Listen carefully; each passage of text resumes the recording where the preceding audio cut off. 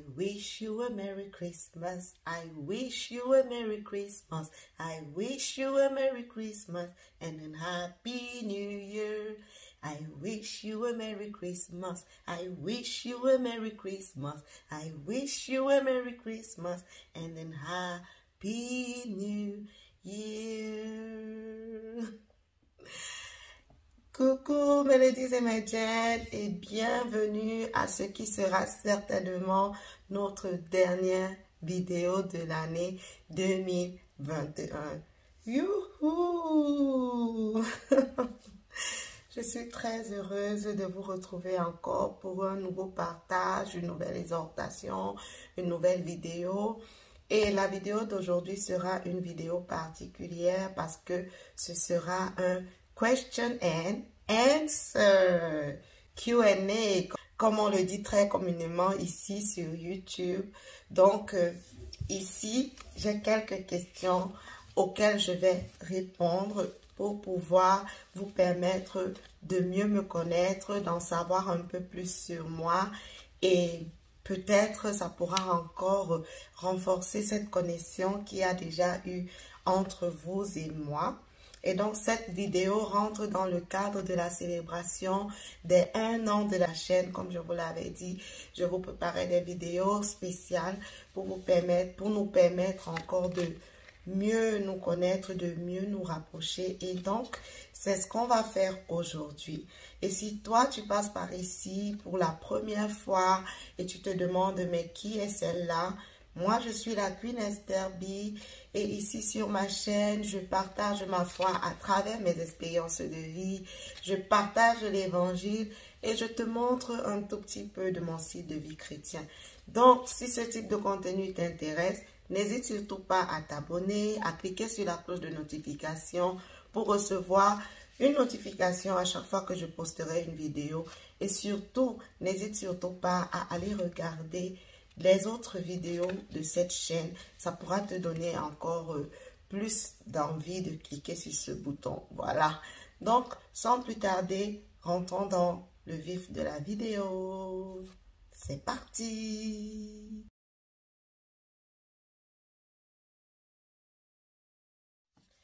Première question, peux-tu te présenter à nous?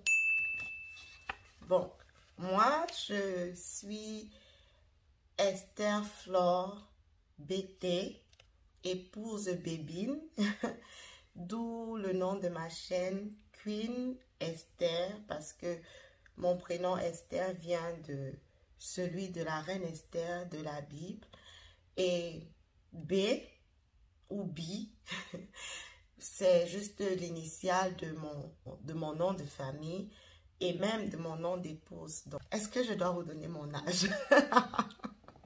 On ne demande pas l'âge des dames, n'est-ce pas? C'est ce qu'on dit souvent. Donc, je vous laisse deviner quel est mon âge et je verrai cela en commentaire. Donc, je suis mariée, je suis mère de 4 enfants par la grâce de Dieu. Et ça, vous le savez déjà certainement. Et quoi d'autre? Je viens d'une famille de 9 enfants au total, mais dont une est décédée en 2018. Donc, maintenant, nous sommes 8. J'étais la 5e. Donc, j'étais celle au bon milieu. Là, vous voyez, quand on dit souvent la médiane, j'étais à la médiane, voilà. Donc, j'ai grandi dans une famille nombreuse. Étant la médiane, j'étais un peu comme la chauve-souris dans la forêt. Lorsqu'on parlait des aînés, on ne me comptait pas. Lorsqu'on parlait des plus jeunes, on ne me comptait pas du tout. Oh, mais sinon, c'était une bonne période, la période de l'enfance et tout ça. Donc, pour lieu de résidence, je vis dans l'État d'Oklahoma aux États-Unis. Je crois que c'est tout. Deuxième question, peux-tu nous décrire ta personnalité? Oh. Personnalité, qu'est-ce que je dirais même? Je dirais que je suis quelqu'un de très extroverti. Je suis quelqu'un d'ouverte, j'aime les gens, Je suis quelqu'un de bavarde, parfois un peu trop même. Mais c'est vrai que pour savoir qui je suis vraiment, c'est pas très difficile. Je dis souvent que je suis comme un livre ouvert. Ce que tu vois, c'est ce que je suis. Bon, c'est vrai que de prime abord, je peux paraître calme quand je me retrouve dans un milieu où je n'ai pas été habituée à être, mais en général, je suis quelqu'un d'ouverte. J'aime la vie, j'aime la joie, j'aime les gens. Je suis serviable, j'aime faire du bien autour de moi. J'aime... en fait, j'aime que ce soit bien, en fait, autour de moi. Donc, je peux dire que c'est ça, en fait, par rapport à ma personnalité. Donc, voilà. Troisième question. Peux-tu nous donner l'une de tes qualités? Ce genre de choses. C'est souvent bien quand c'est quelqu'un qui pose ça, qui le dit, hein, pour ne pas paraître prétentieuse. Une de mes qualités. Je dirais que c'est, comme je l'ai dit, par rapport à ma personnalité, c'est le fait d'aimer faire le bien autour de moi, d'aimer servir les gens, apporter mon aide aux gens et tout. Donc, oui, je dirais que c'est ça. Quatrième question. Peux-tu nous donner un de tes défauts? Un de mes défauts. Ça aussi, je ne sais pas. Oh, on dit que je suis souvent têtue. Je suis souvent têtue. Donc, je dirais que c'est ça, un de mes défauts. Je suis un peu têtue, peut-être. Moi, je ne trouve pas que je suis têtue, mais bon, c'est ce qu'on dit. Peut-être je suis juste le genre de personne téméraire. Genre, je n'abandonne pas vite.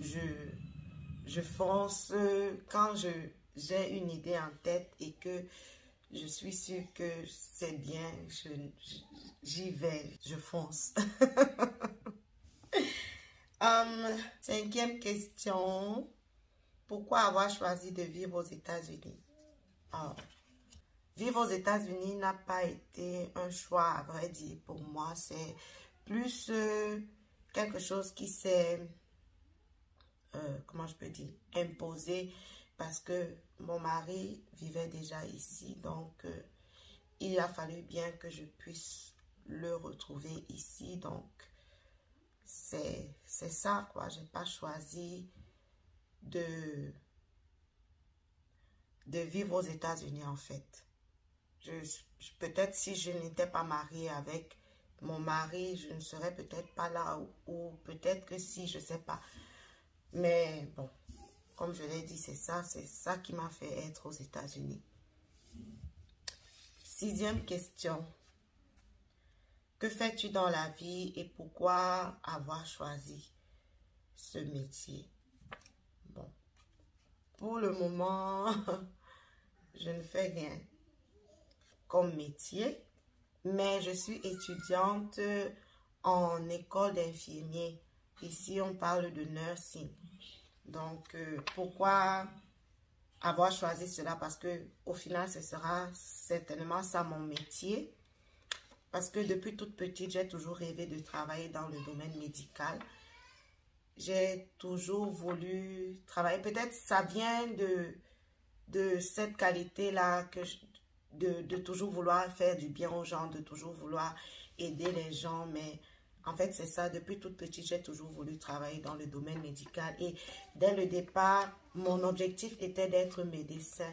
Mais nurse a été juste une alternative parce que lorsque je suis arrivée aux États-Unis, j'avais déjà 2 enfants. Je me suis dit que ce ne serait pas évident pour moi de me lancer dans une carrière de médecine qui est un peu plus exigeante. Mais c'est quelque chose qui reste encore dans mon esprit. On ne sait jamais. Les États-Unis, on dit souvent que c'est le pays du rêve américain. Donc, qui sait, peut-être par la grâce de Dieu, je pourrais poursuivre ce rêve. Mais pour le moment, je termine ma formation de nurse et je vais exercer en tant qu'infirmière. 7e question.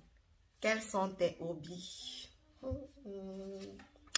Comme hobby, j'aime chanter. Et ça, je crois que vous l'avez déjà remarqué ici. J'aime aussi beaucoup les voyages. Même comme pour le moment, c'est quelque chose que je ne fais pas trop. J'aime aussi l'écriture. C'est vrai que j'ai arrêté d'écrire, mais à une période de ma vie, j'écrivais beaucoup. Je faisais des petits scénarios. J'écrivais aussi des chants, mais j'ai arrêté.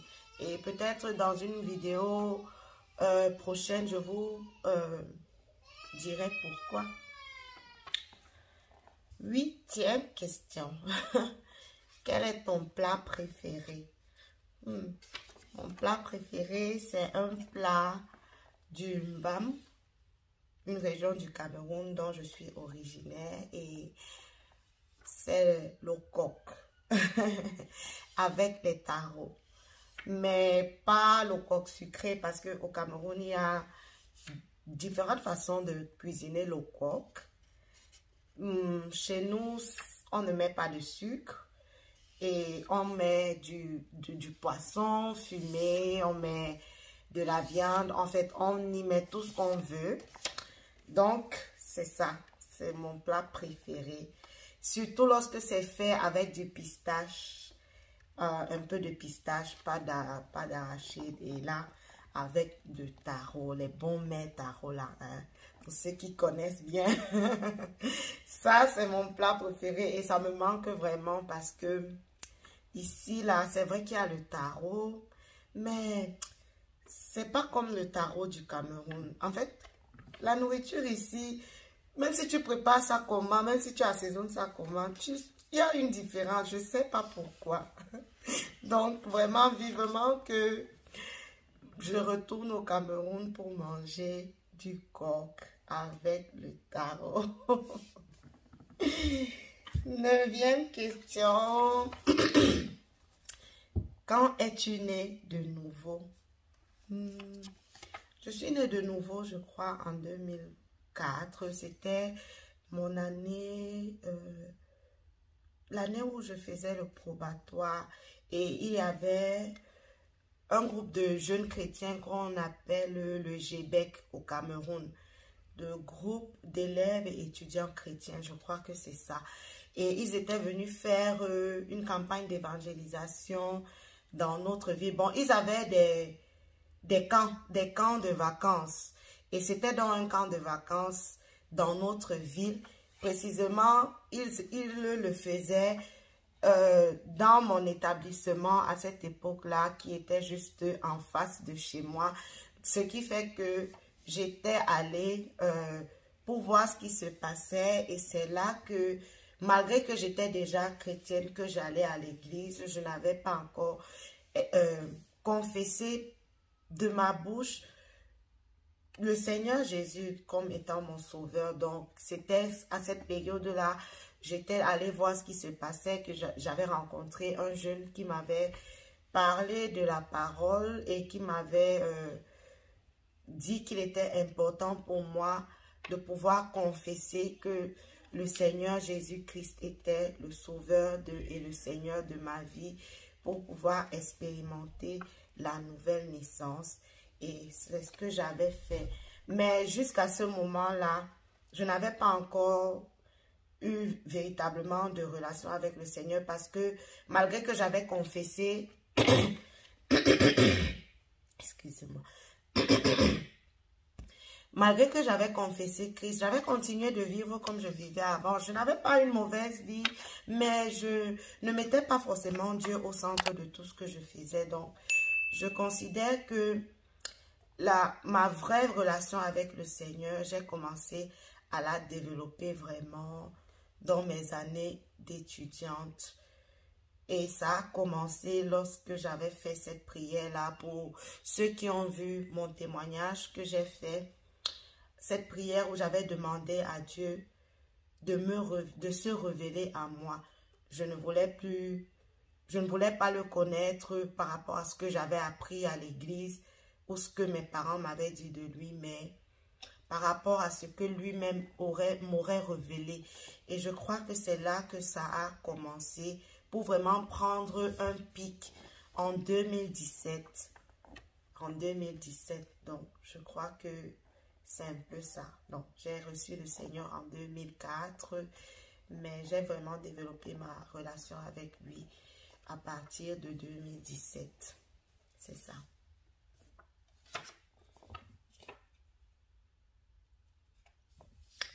Dixième question. Quel est ton livre et ou ton verset de la Bible préféré? Qui peut deviner quel est mon livre de la Bible, mon livre préféré? Esther, bien sûr. C'est le premier livre de la Bible, la première histoire de la Bible que ma mère m'avait raconté, Esther, parce que elle voulait que je sache d'où vient, mon prénom. Donc, c'est ça. Et comme verset préféré, je crois que j'ai deux versets préférés. Le premier, c'est le Matthieu 5, 16. Attendez que je regarde. Je crois que c'est Matthieu 5, 16 ou Matthieu 5, 6. Voilà, Matthieu 5, 16. Qui dit que votre lumière luise ainsi devant les hommes, afin qu'ils voient vos bonnes œuvres et qu'ils glorifient votre Père qui est dans les cieux. Ça, c'est l'un de mes versets préférés, mais c'est aussi mon verset de baptême. C'est le verset qui m'avait été attribué lorsque j'ai été baptisée en 2003. C'était en 2003. En 2002. 2004 en première.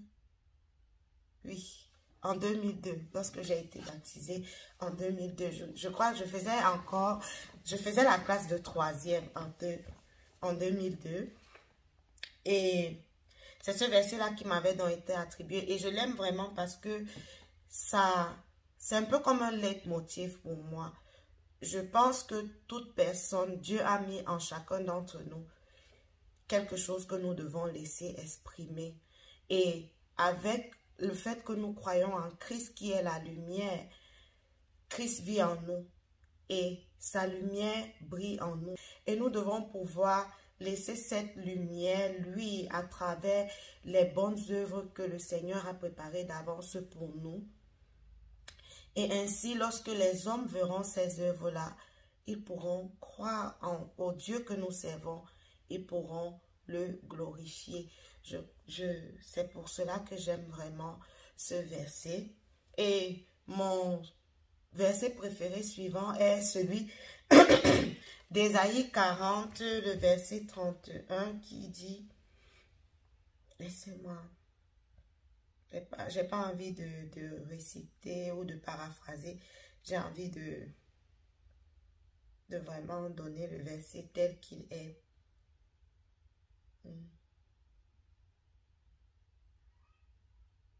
Voilà. Mais ceux qui se confient en l'Éternel renouvellent leur force. Ils prennent le vol comme les aigles. Ils courent et ne se lassent point. Ils marchent et ne se fatiguent point. Ça, c'est mon second verset préféré qui me définit vraiment parce que c'est en Dieu que je puise la force de faire tout ce que j'arrive à faire. Je suis sûre que si je n'avais pas Dieu dans ma vie, je n'aurais pas fait toutes les choses que j'ai déjà été capable d'accomplir. Je me serais déjà lassée, je me serais déjà fatiguée. Franchement, c'est le Seigneur ma force et chaque jour, il renouvelle cette force-là qui me permet d'avancer sans me lasser et sans me fatiguer. Donc, c'est ça, ce sont les deux versets qui me tiennent vraiment à cœur. Matthieu 5, 16 et Ésaïe 40, 31. Et vous alors, quels sont vos versets ou bien quel est votre verset préféré dans la Bible ou votre livre préféré dans la Bible? N'hésitez pas à me le dire, à le laisser en commentaire. 11e question. Pourquoi une chaîne YouTube?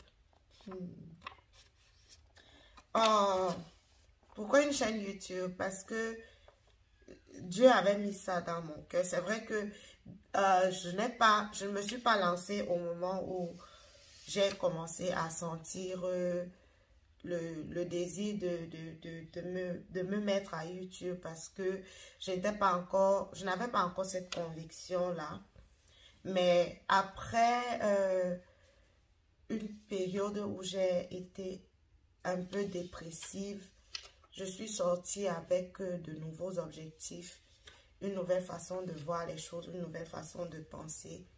Et ça a été le déclic pour moi pour lancer avec ma chaîne YouTube. Et ça, je crois que vous le savez si vous avez regardé la vidéo où je parlais de ma dépression. Et si vous ne l'avez pas regardée, n'hésitez pas à la regarder. Je vais la mettre juste là. Et vraiment, n'hésitez surtout pas à aller la regarder. C'est un peu ça. Et le pourquoi, c'est parce que je suis une avocate du témoignage. Nous sommes tous, en tant que chrétiens, appelés à être des témoins de Jésus-Christ. Et pour moi, YouTube est une plateforme qui me permet vraiment de témoigner de ce que le Seigneur a fait et continue de faire dans ma vie. Et ça, c'est pour atteindre des personnes dont je n'aurais même jamais eu l'idée de pouvoir atteindre. Et c'est ça la beauté de YouTube, c'est que on peut partager sa foi avec des personnes qui vivent à des milliers de kilomètres et vraiment partager le Seigneur Jésus. C'est pourquoi, oui, c'est le pourquoi de ma chaîne YouTube. 13e question. Quel est ton meilleur et ton pire souvenir par rapport à ta chaîne pour ces 1 an? Waouh! Bon, on va commencer par le pire pour finir par ce qui est bien, n'est-ce pas? Bon, je ne vais pas dire pire, mais bon, c'est... En fait, je peux dire que ce que je pense comme étant un mauvais souvenir, c'est juste les messages, les commentaires que quelqu'un peut venir faire sur ta vidéo, sans pour autant avoir véritablement même écouté le message que tu étais en train de partager, juste pour critiquer ou dire des choses.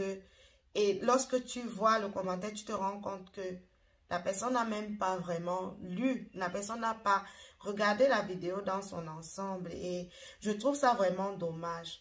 Je trouve ça vraiment dommage. Et moi, j'aimerais conseiller aux gens, lorsque tu veux apporter une critique par rapport à quelque chose, prends la peine au moins d'écouter toute la vidéo pour te rassurer que ce que tu vas donner comme critique n'est pas quelque chose que la personne aura dit.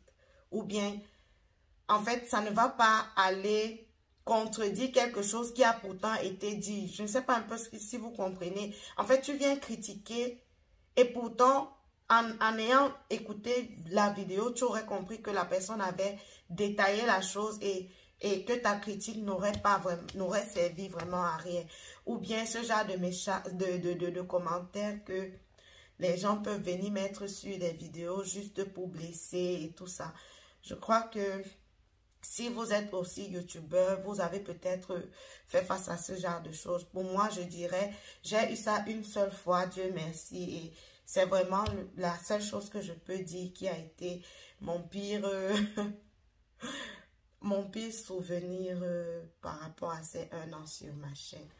Et mon meilleur souvenir, ce sera vraiment les belles personnes que j'ai pu rencontrer à travers YouTube, vos commentaires, vos encouragements et tout ça. Cette interaction que l'on peut avoir, c'est vraiment la beauté de ma chaîne YouTube, de savoir que ce que je dis apporte un plus dans la vie de quelqu'un, savoir que je peux encourager quelqu'un par ce par quoi je traverse ou que j'ai traversé. Et tout ça, franchement, c'est le meilleur souvenir que je garde. Surtout que j'ai pu tisser des liens avec des personnes que je n'avais jamais rencontrées. Mais aujourd'hui, je sens vraiment la connexion et tout ça. Franchement, c'est ça mon meilleur souvenir par rapport à ces 1 an sur ma chaîne. Et j'espère en développer encore de meilleurs pour la suite. 14e question, et je crois que c'est la dernière. Quels sont tes projets pour la chaîne? Je n'ai vraiment pas de projet particulier en tête. Tout ce que je sais, c'est que je vais continuer à partager ma foi avec vous. Je vais continuer à partager l'évangile, à exhorter. Je vais continuer aussi à vous montrer ce que je fais avec les enfants, ce que je fais en tant que mère, en tant qu'épouse et tout. Donc, c'est ça, juste continuer sur cette voie, quoi. Je n'ai pas un projet précis. Et j'espère et je compte vivement sur l'aide du Seigneur pour continuer. Et j'espère que dans quelques mois, nous serons encore ici pour célébrer le 2e anniversaire de ma chaîne. Voilà, mes ladies et mes gents, c'est tout pour cette vidéo Q&A. J'espère que vous avez pris plaisir, que vous avez appris de nouvelles choses sur moi. J'ai été contente de partager ce moment avec vous, de m'ouvrir un peu à vous. Et je vous dis juste à nous revoir à une prochaine vidéo dans 1 an. À nous revoir en 2022. Mais d'ici là, demeurez épanouis en Jésus-Christ. Bye! Joyeux Noël et bonne année!